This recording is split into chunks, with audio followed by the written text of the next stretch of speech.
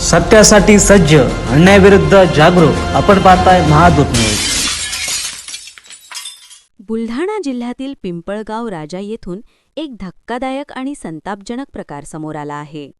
जिल्हा परिषद शाळेत इयत्ता 4थीत शिकणाऱ्या 10 वर्षीय विद्यार्थ्याला केवळ गणिताचा हिशोब चुकल्याच्या कारणावरून शिक्षकाकडून अमानुष मारहाण करण्यात आल्याचा गंभीर आरोप पालकांनी केला आहे. पीडित विद्यार्थी पवन नारायण इंगळे वय 10 वर्षे हा पिंपळगाव राजा येथील जिल्हा परिषद शाळेत शिक्षण घेत आहे.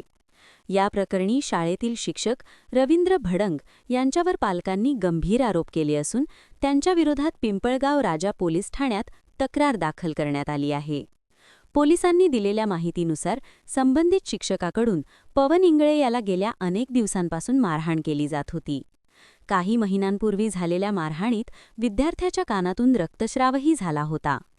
त्यावेळी स्थानिक नागरिकांनी मध्यस्थी करत शिक्षकाकडून पालकांची माफी मागवून घेतली होती आणि पुन्हा असे प्रकार होणार नाहीत अशी हमी देण्यात आली होती.